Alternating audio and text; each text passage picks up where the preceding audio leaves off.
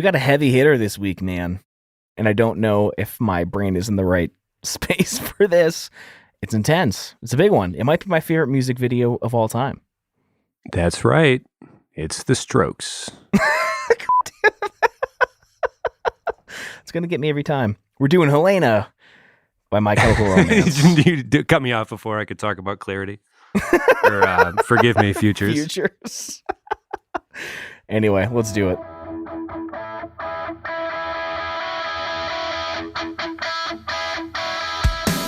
What is going on, everybody? I'm Tom. And I'm Pat. We're best friends, and you're listening to the Reminiscent Podcast.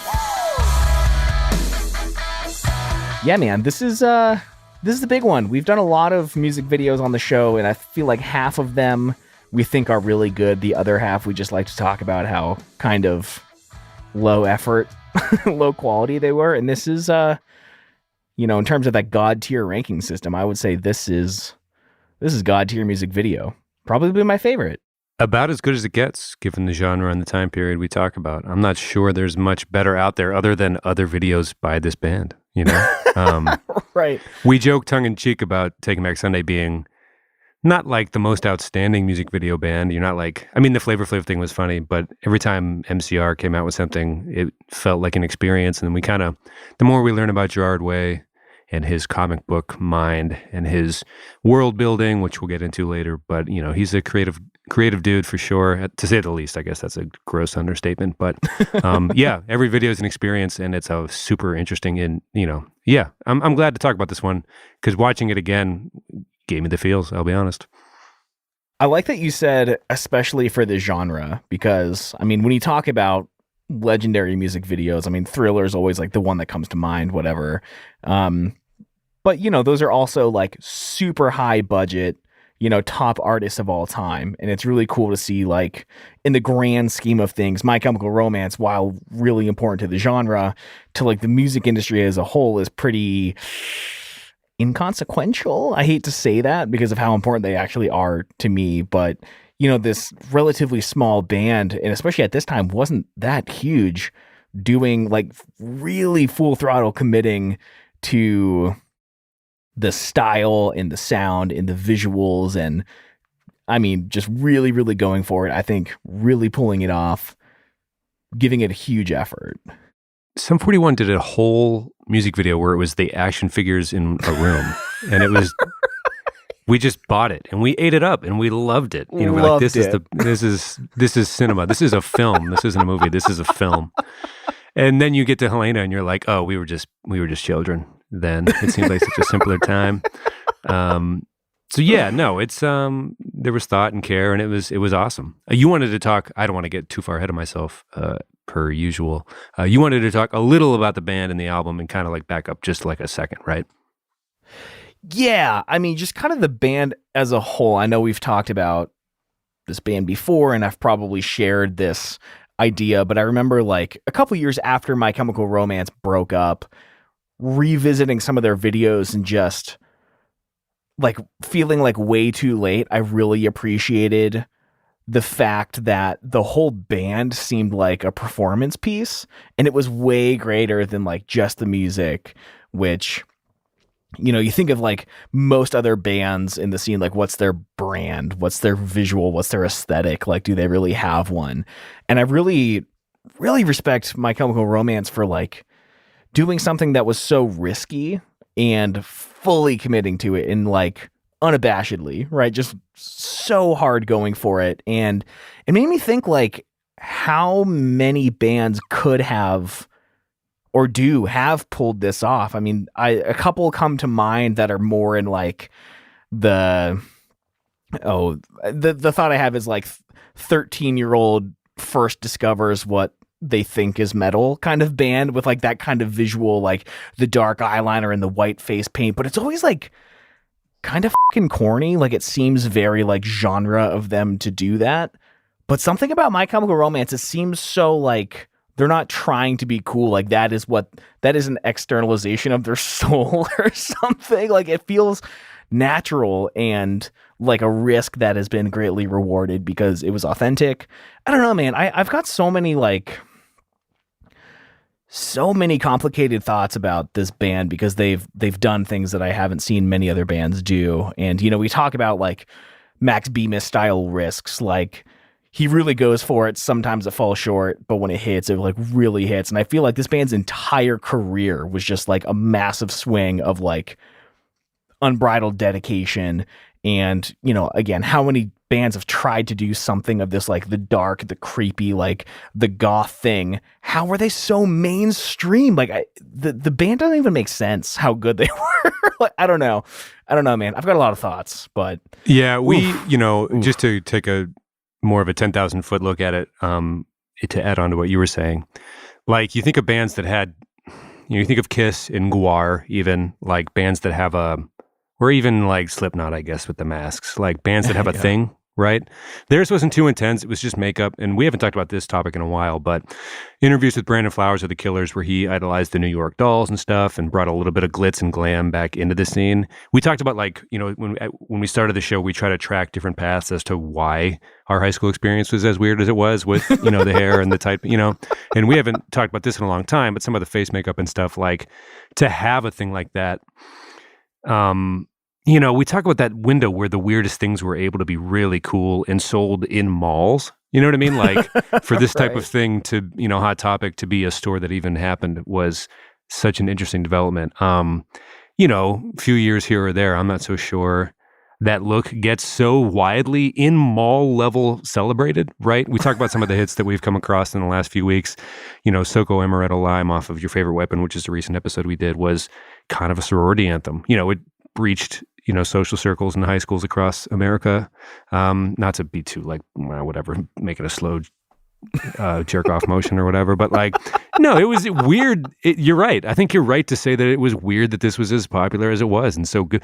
But then you look at it, you're like, oh my God, this is incredible. So I think there's, on one hand, it's, why was this famous? On the other hand, you're like, did they have any other choice? You know, there was just so much creativity pouring out of Gerard Way that like, it was almost inevitable, and it is just good. It's not like crazy, weird, outer niche good. It's just fundamentally, Three Cheers is a great record, I think, you know, by most measures. So, you know, I could see both, you know, both sides of it kind of in that sense. Yeah, I mean, it's just, again, like every other band that I've seen attempt something like this, it seems like a gimmick, and it never felt like a gimmick with My Chemical Romance. Or, you know, let's just say My Chem, right? Let's be in the in club. We can call them My Chem, right? Ooh, I don't know, kids dude. Call them.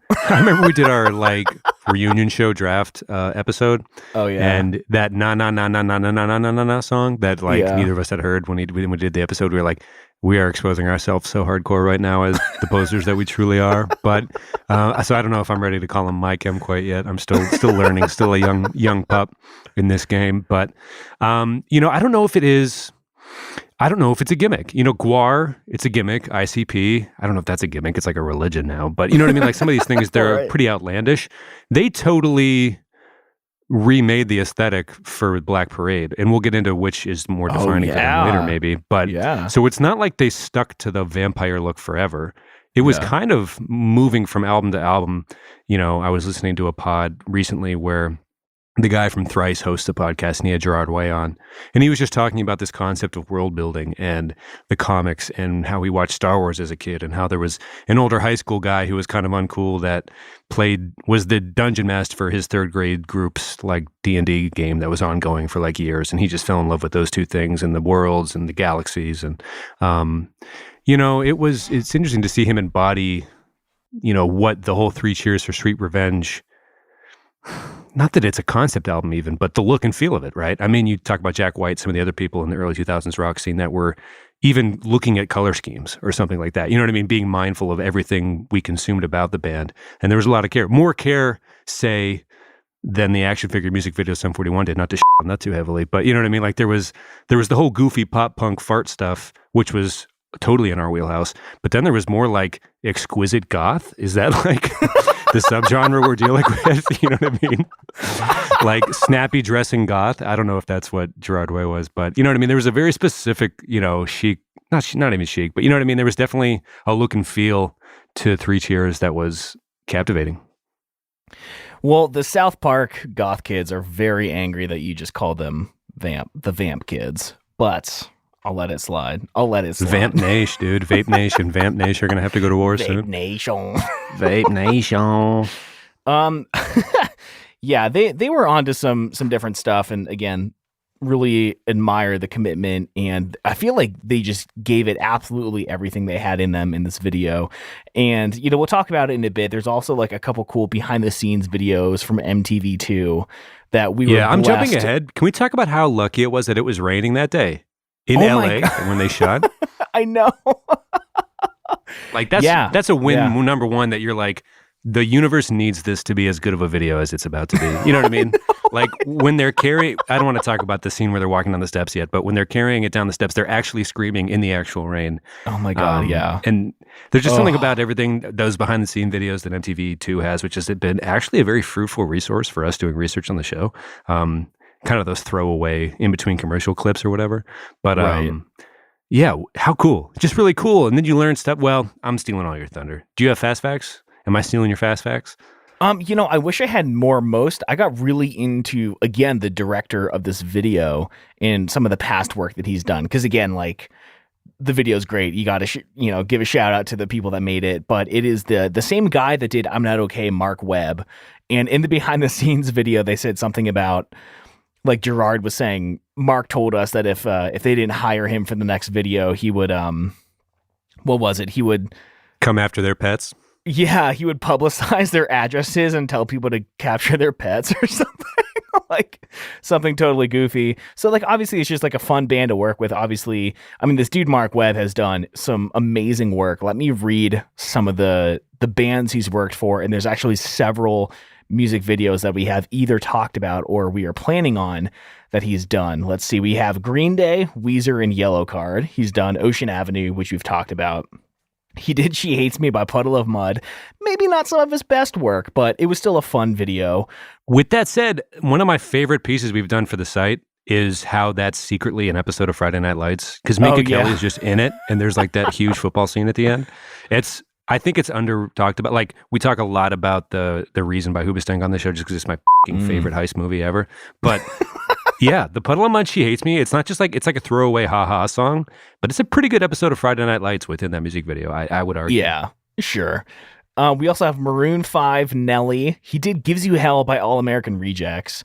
He's done Relient K, Good Charlotte, Ashley Simpson, Incubus, The Used, Jimmy Eat World. He did Switchfoot's Dare You to Move, which we've been considering. Do we cover that on the show? He also did Sick Transit Gloria, Glory Fades by Brand New. You should tweet at us if so. Is this dude the Tim Burton of 2000s music videos? Oh, possibly, man. He's good. He did a lot of good stuff. Yeah, I mean, I'm Not Okay is, no hyperbole, my favorite ever. My favorite music video ever. Because basically, really? Rushmore by Wes Anderson is in my top 5 firmly, movies-wise. And it just is that in music video form. It's clever, it's funny, it's high school, it's, the uniforms and everything. It gets me. I love it so much. Well, I said it, at length when we talked about that, in like many episodes. It was like one of the first we ever did episodes. But yeah, I'm glad they brought him back, or he threatened them, or however it went down. Haha, JK. I don't know. I think he was joking in the video. But this one's so different and good as well, though. Kind of shows the versatility. I don't know. Did you think it was going to be similar when you found that out, or what were your first reactions to finding out that they were working kind of with the same guy on this one? I mean, it makes sense. I'm Not Okay was an incredible video, and Helena apparently was their third single off the album, which is surprising. I don't know what the other one would have been, but I'm glad they went with him because he fucking nailed it, dude. Like, if I were a band, it would be like my goal would be like, no, we're getting Marc Webb. Like, this dude is clearly, the guy, the guy you need for your video. But also there is a part of me that wonders, like, if Gerard Way is so into the world building and, creating these universes for these songs and these ideas and moments to live in, like, whose idea was the funeral thing? Was it, I mean, you listened to a podcast episode with Gerard Way explaining it. Maybe you have a little more background on that. Yeah, he didn't go into this video specifically. He just mentioned more about enjoying being creative. I mean, there was a note you left in our doc about how he liked watching what was the term for that? The playbacks or whatever? Yeah. So he was obviously very hands-on. So I guess you could say like it seemed to be a pretty collaborative experience for everybody. I'm not sure who held the reins. He didn't really go into that in depth so much, but it didn't seem like there was one. It didn't seem like a dictatorship on set when you watched that MTV2 footage. Which apparently they had a new director for Famous Last Words, and apparently he was they said like he yells at us a lot. You know, he's very it seemed like a different thing, maybe less collaborative. But yeah, in the behind the scenes Gerard way, like they did a take, and Marc was like, hey, when you're making this face, try to do this one instead. And Gerard seemed like kind of frustrated that they wouldn't let him watch the playback. And he said, I'm a playback junkie. I like to watch my performance, analyze it, see what I did, and then redo it. And like, I don't know if I've talked about it on air, but like as I'm trying to get back into skateboarding, it's not enough to just try to do the trick. It's like I'm filming it in 120 frames a second. So every time I do something, I go back, review the footage in slow motion. And I just thought like, oh man, maybe I'm a crazy misunderstood artist, just like Gerard Way. Right? I think so. I'd like to think so, buddy. I think it's fair to say. Right. Also, I totally whiffed on your setup there, which was a really good thing, and I just totally forgot what you were trying to set me up for. But yes, on that pod, he went into deep detail about his Catholic upbringing. I'm so sorry. You said that on like a platter. Like, all I had to do was swing, and it would have been a home run, but I didn't hit the ball that you served. I'm f***ing it up even worse in my explanation of it. He said he grew up, Italian Catholic family. Grandma went to church a lot. He was never forced, but he did get confirmed. And he said the church and everything was kind of, from his brain, this is his representation of what like his interpretation of Catholicism was or something. Obviously with like a pretty, chic God death tint that he would be bound to put on it, of course. But kind of interesting from that lens, like a young Catholic perspective, I guess, because you and I were both. You went to Catholic school. I never did. Oh, yeah, I did preschool through 7th grade at Catholic school, and I'm thinking back to St. James Church in Erie, Pennsylvania. Could you imagine like a punk rock band or an emo band walking into the directory of the church, be like, "Can we film a music video here?" Like, how would that go? Because to me, the Catholic Church is so uncool with anything outside of tradition. It's fun to think of the begging process of, can we please film in this church? Like, we're not a devil worship band. Please let us do this. I would have loved to have been a fly on the wall during that conversation or hear any insight around how that went. I'm sure the band themselves weren't doing it. They had some agents and whatnot, but yeah. Also, I'm sure churches in LA are a little more. Although any church now, you'd have to assume would take the money. You'd have to assume it hasn't been such ever since the movie Spotlight dropped. It hasn't been too hot. Jesus, I'm sure. Just Christ, kidding, dude. No, it was worse before that. Just kidding. No, what was that Bill Burr thing? He's on like a news program, and they're like, "Don't you think you were a little hard on the Catholic Church?" And he's like, "Don't you think Catholic Church has been a little hard on thousands of children?" It's just like. So, it is what it is. We don't have to really, this pod's not going to be what turns you on that particular topic, so we can just keep moving. You want to get to the video? Yes. So this was the first song I heard of My Chemical Romance. I think, again, for someone who didn't have cable growing up, I somehow got like this channel 468 that just had music videos on it.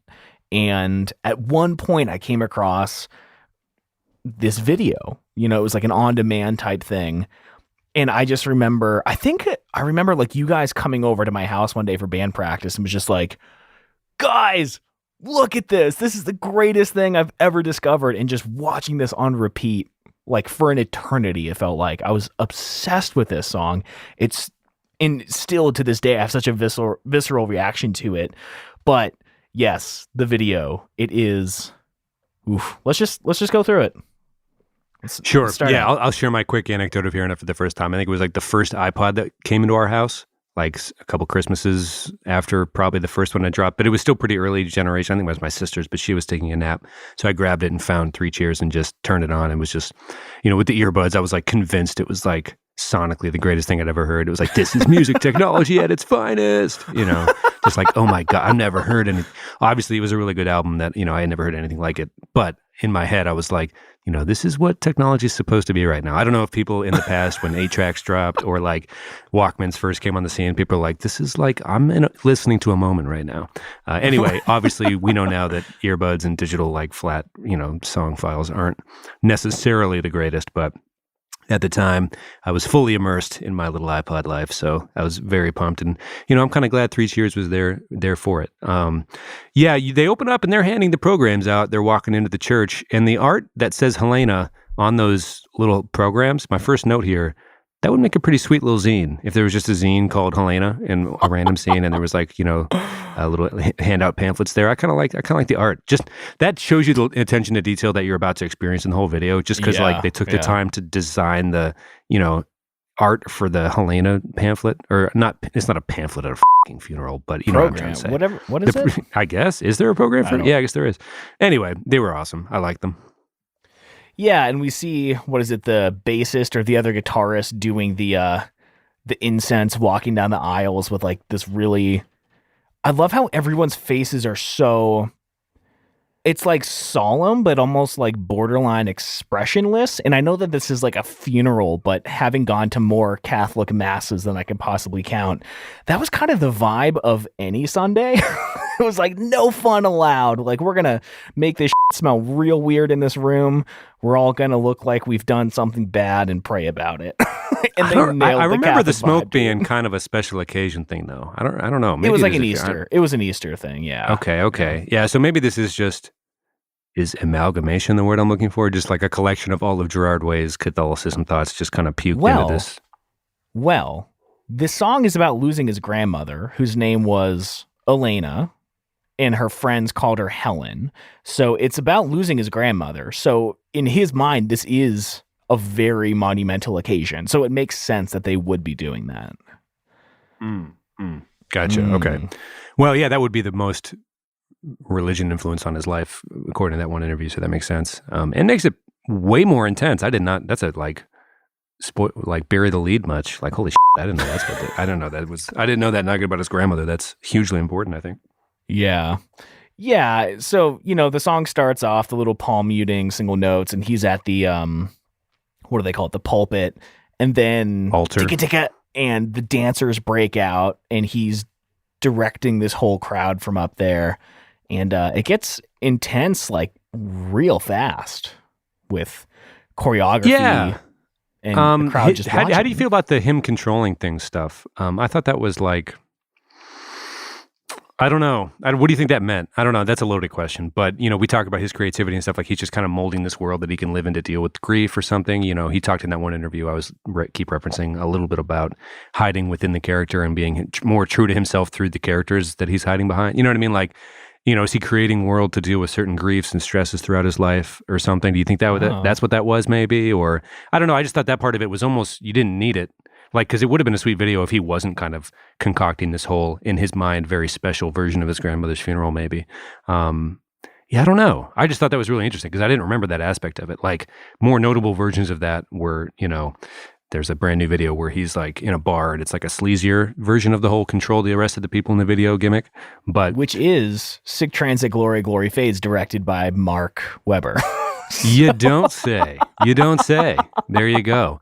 But yeah, I don't even know if that was needed. But then when I saw it, I was like, it makes it more powerful. I don't know. Like, are we looking at his interpretation of what he wished his grandma's funeral would be like, or felt like, or meant to him? I don't know. I don't want to skip ahead, but when she comes out of the casket dancing, I'll stop there. But like, it's so beautiful and heavy. Like, it makes you. It hits you fucking hard when you watch it. Like, regardless of time of day or weather or where you are at mentally. Like, it kind of pulls you in immediately. Well, I think it's just like, this is the intensity of which I experience this. But also in a Catholic Mass, I mean, there is so much. At this point you stand, at this point you kneel, at this point you sit, at this point you look around and shake hands and say, peace be with you. And it is all conducted by the priest. He does like a hand motion for like rise, and then everyone stands up. It is the most drone-like experience I think you can have in the modern day. Like, I haven't been to church in a very long time, but I do vividly remember just like, I'm being told what to do and what to say, and none of this feels like it's my experience. It feels like it's the experience of somebody or something else. And I think this is just like, he has very dramatic motions, but it's not very like dissimilar to what happens in a Catholic ceremony. You're right. Right. Yeah. And as a kid, you kind of look at it like, I don't really have a frame of reference, but yeah, I think it was a Christmas mass with my mom a couple years ago. It was definitely, you can look at it through a different lens after a little bit of life experience, I guess. Right. It's a little, definitely interesting, the chanting back and forth and stuff. It's definitely different, but, yeah, I think you're probably right. It's just probably meant to represent that. But yeah, before long, we got the goth funeral musical pretty much in full effect by this point. People are dancing pretty quickly. Yeah, I mean, we have almost like 30 whole seconds of just choreography, and it's like this would be like the immediate family, right? They come up to the casket to like pay respects, and then they're dancing, and it's like, yeah, very intense, very dramatic, lots of different camera angles. Gerard Way is up at the pulpit conducting it, and then around like 45 seconds, we start seeing some performance shots where the band is also performing up on the altar, which I think is, you mentioned like in this genre, so many bands in the genre, it's just a performance shot in a white room with not much of a story. And I think that they did a pretty good job of blending the two. It was a very like stylized performance, very dramatic. It had the same intensity as a story, which is not common. And I love that it took place in the same setting as the story. Everything they do is perfect, man. Throughout the show, I'm realizing how much I fucking love this band. Yeah, I hear you. I'll say this, the guitarist, this is unrelated and way less serious than what we spent the last like 13 minutes or so on. Great hair, great flow, love it. Probably, probably the second most recognizable band member, I'd have to say. But he also goes to the mic pretty hard in this video, implying that he does backup vocals. But if you hear live performances of the band, it's pretty clear that that's not him on the track. How do you feel about all that? This band is all about 100% commitment, Pat. He doesn't give a shit. It's good for the performance. I think it is Gerard's voice in the backup vocals, but he's going for it. I also saw in behind the scenes, they asked the other guitarist, like, do you want this mic here? And he said, well, I have one live, but maybe not for the video. So, they're recognizing the difference between their performance, the recording, and what looks good on video. And I don't think it's a bad compromise. I think it adds effect. I'm not mad that it's not his voice. I think what bothers me more is like the ending of Best of Me by the starting line, where you hear an acoustic guitar, but he's playing an electric or something like that, Yeah, that's a good point. I forgot about that. They also do that where it's clearly Kenny's voice and the other dude is lip syncing it. I mean, I don't know. I don't. Other than Patrick Stump, if you're wearing the winter hat that had the brim, you're probably not have that great of a singing voice if you're in a video wearing that. I think just rule of thumb. I will say that guitarist that does the lip syncing in behind the scenes, there's a bunch of performance shots, and it's just like one long ongoing shot. And when he switches into the bridge, you see him adjusting his pickups in the tone as he would live. So they are treating this as like, no, we're really performing. Gerard was actually screaming the words as he was carrying the casket down. Yeah. I think it's killer. They can do, you mentioned this the other week with the Your Favorite Weapon. They wrote Helena. They can do whatever the they want. Like they have immunity from judgment, Here's a question for you. In this video, there's a lot of black button-down shirts being worn. Here's part one of the question, or part A, subset A. Did you own a black button-down shirt in high school? Or know several people that did? I have the most embarrassing story about a black button-down shirt. That's exactly what I came here for. Please tell it. All right. So in high school, we had a segment on our TV station, our school TV station, which only played within the school, called King TV. And in it, there was a segment called Full TV. And it was like... You were on Full TV, dude? No. Oh. No. Sam and Nathan, because that was like peak comedy for us in ninth grade. Those dudes were fucking hilarious. They were so funny. It was like a comedy bit that they would mix in with school announcements, and it was so good. And the dude Sam, I knew him because we did our community theater. We did musicals together. And the other guy, Nate, was like, I think they were juniors and seniors. So I like looked up to them. I thought it was like the height of comedy. Yeah, after their final broadcast, they did this epic Lord of the Rings Star Wars crossover thing with like really advanced editing. And then Nate like cried on the sign off. And I think I kind of teared up a little bit because it was so funny. Sam Moody knew Dave through Mount Carmel. So I kind of knew him from like back in the day, not well, but knew him. Yeah. And seeing Nate cry, you could tell like he was just this nerdy theater kid that really took it seriously. He was kind of the Gerard Way of that comedy duo, if you don't mind me saying. No, I thought for a second you were going to be on that because like as freshman and sophomore, that was like as funny as seniors could be. Was that every week they just nailed it? It was like offbeat. It was super zany. Oh, I loved it. It was so good. But Sam was like we kind of knew each other, and I forget what the deal was. I thought I tried to message him because I had on a black button-down shirt and I found this tie. I think it was a black tie, like a skinny tie. Green Day would have been doing something around that time.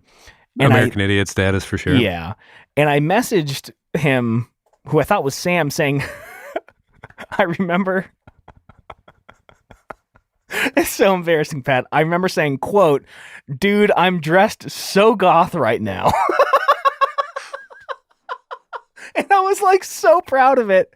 And then I got a response like, "Dude, that's cool." And I looked down and somehow it was Nate. I clicked on the wrong name and I was like mortified. Oh, no. But this dude was so cool and just rolled with it. He was like, "What are you wearing?" One of those things where he's like asks you to turn slowly and describe it to him over the phone or something. Just turns out he was actually very glad you said that. No, just kidding. But I was so into like of all the wrong messages to send. Hey, guess what? I'm wearing a super goth outfit right now. Oh, dude, I'm dressed so goth right now. And I thought it was like the coolest thing to say.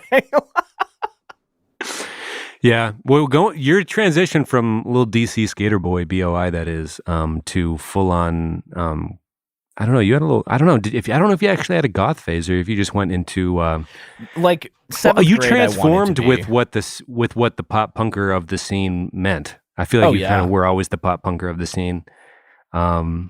But yeah, that's interesting. And also, yeah, it's not that bad. I mean, Nate seemed like a great guy. He cried on his sign off. That dude is like a stand up human. Like you could tell he felt feelings and wasn't embarrassed or like off put by anything. He just meant what he said and was very caring. Anyway, love their comedy. Yeah. Anyway. So my question to you is this. Yeah. My interpretation is that in that decade, a lot of people had black button-down shirts, whereas I don't even know if I want to do this bit, but other than waiters and waitresses wearing black button-downs, did MCR do a lot for the black button-down shirt industry? I'm so sorry. I got halfway through. I didn't even want to do anyway, whatever. Fuck it. A lot of white tux prom black button-down shirts maybe in this era. I don't know. We always talk about that skater prom group that went to like weirdly to the Outback Steakhouse and was all tatted up and shit. I don't know. What did you call this at the beginning? Elegant goth or something? Oh. Yeah, dude. Everyone wanted to be the elegant goth look. Yes, I would say sorry, I shouldn't have bailed on the jokes before I even said it out loud. But anyway, there were more of those shirts. It seemed like we were talking about Dashboard a few months ago and polos, whatever. Different shirts a couple decades ago, huh? Isn't that crazy? What a good show we have. Okay, let's keep going. 2:06, the 2-minute and 6-second mark. Dun, dun, dun, dun. She wakes up. Oh, dude, rip my heart out, man. Just fucking do it. So. I did way more thinking about this segment than probably I needed to, but I'm not that good with interpreting things. And after like just doing some reading and, whatever, just sitting with it, absorbing it, the whole congregation looks down and prays. And it's really... Yeah, I didn't notice that either. Yeah. So it's like, it's really cool that like she gets up when no one's looking. Right. And I thought like, okay, this has to be some kind of like metaphor or whatever. And after like doing some reading, it's like, that is her soul leaving the body and like entering the spirit world. And she does this like beautiful ballet dance and she's like spinning onto the beat. And I think that is like it's interesting because it's when the song drops out, but that feels like the climax of the video to me. It's so... When she grabs the camera and just stares into everybody's soul, it's intense. And how do you mention it, the spirituality of it all?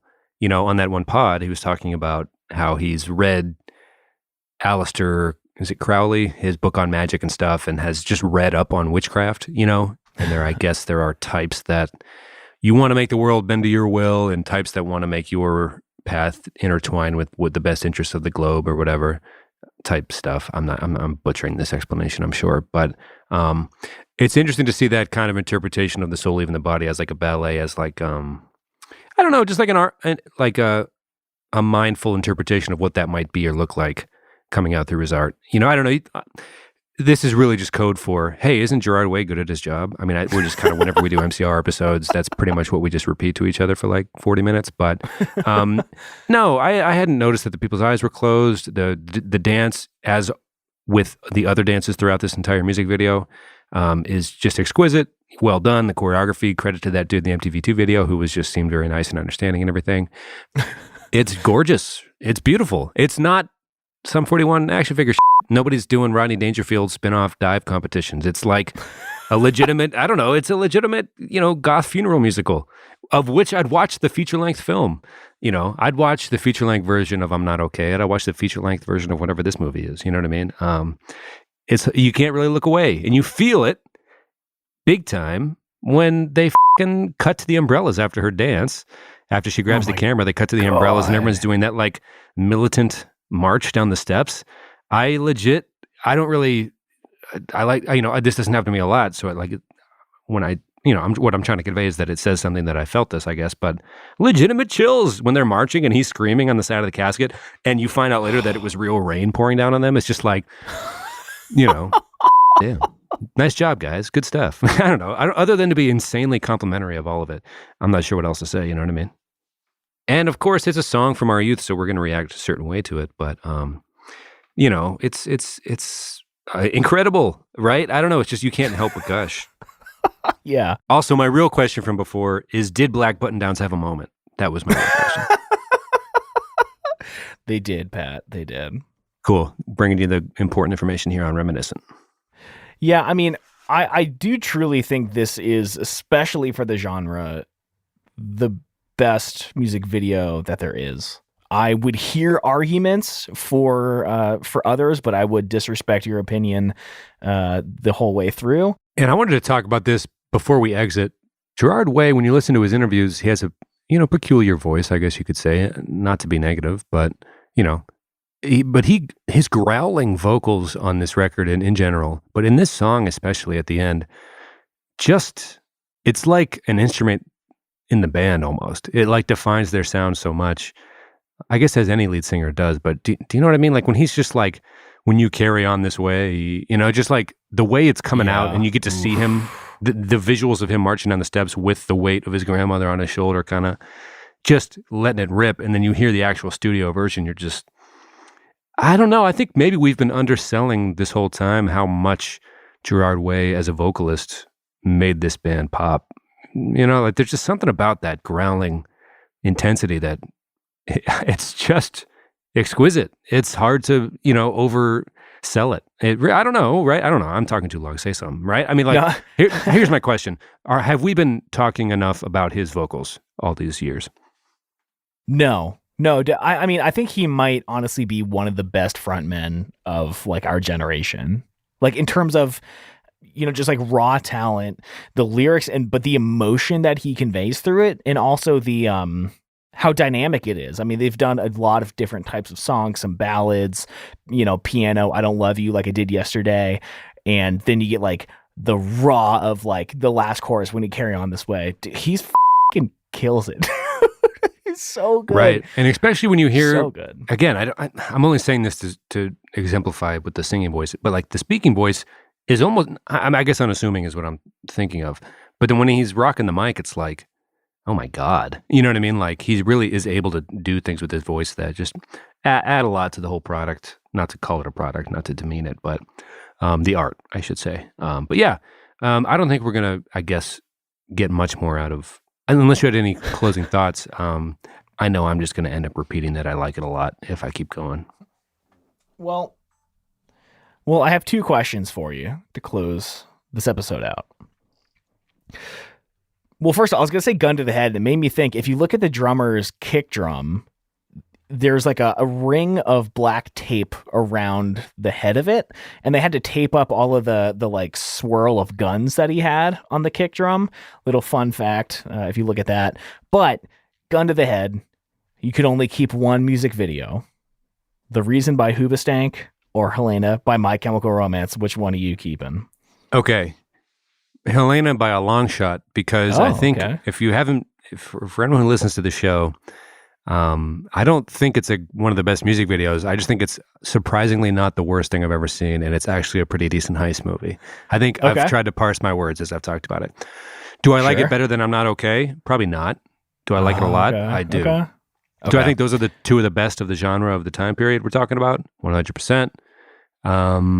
Credit to the director. Let's name drop him one more time. What is it? Marc Webb. Thanks, Mark. And thanks, Gerard. LOL, Hoobastank, but it's pretty good. But no, Helena is so much better. No disrespect to Rob, whatever his name is. Yeah, bring it. All right. So I have a sound effect, and I need you to listen closely. Okay? Yes. Here we go. I don't know if you heard that. The audience probably did. I lit a match. Are you sliding to incinerate your lies, dude? I'm sliding a match to incinerate. Okay, so I do not remember what episode, but a couple months ago, you said something about, is this one of the top 3 references to sliding a match? Yeah, matchstick-related references, of which there are many just in Pete Wentz's song catalog alone. There's like 6 of them on From Under the Cork Tree. I didn't realize when I said that as like an offhanded joke that there were going to be so many fucking examples. But I do remember. Because people started tweeting at us like a lot. Like, you missed these match lyrics. I'm like, holy shit. Which we were grateful to hear back from everybody, of course. Is this the best one? Oh, man. Yeah. Slide to incinerate. Again, not to beat a dead horse on the whole we were a junior high band thing, but just phrasing things in a way that was better than we were able to grasp, So I'm sure there was a lot of kids around the world that felt the same way when they heard that, like, slide. Oh, my God. Like, good for you, Gerard. I'm going to say, we can run back through the other ones, but there's some pretty good From Under the Cork Tree ones, but this has to be the best. I don't know. I think there's like a Thursday one somebody tweeted at us, but I don't care. This one rocks. We're doing the Helena episode, so I'm going to be like fully pumped about it for the time being. Awesome. Well, thanks for that, man. Reading the lyrics, I think it might be strike to incinerate. I've always heard slide, but anyway, the more you know. Come into this a lot where I'm really dead set on what my brain interpreted and hears, and I don't want to even fucking entertain if I was wrong. But okay, that's fine, but I don't believe you. All right. It's no hate against you. I just need it to be slide. That's all. All right. Well, yeah, I don't know what more we can say without just talking in circles of, isn't it good, Pat? Yeah, it's good. Yeah. So good. So let us, I want to ask the listeners, is this the best music video ever created? And I will not accept a no. But you can hit us up on Twitter at _reminiscentfm. Let us know the first time you heard the song. Again, mine was a big old CRTV channel 7,842. I don't even know what it was. Might have been a Fuse on-demand rewind thing. But it rocked my world, man. Totally did. But song of the week. Yeah. I got a good one this week. Oh. The song is called Chaos by Taurids. Taurids. It is not a side project, just the current project of former Cartel lead singer, or just Cartel lead singer Will Pugh. it's nice. He's got some stuff. He's got some stuff left in that brain of his. Was listening to a pod he was on, and he was really vouching for. It's weird. You talk about these bands. He was like, "Man, I thought Cartel's self-titled was really what the band meant and was." You talk to, you listen to interviews with the Taking Back Sunday dudes, and they're like, "Man, our self-titled Taking Back Sunday album is really the one we're most proud of."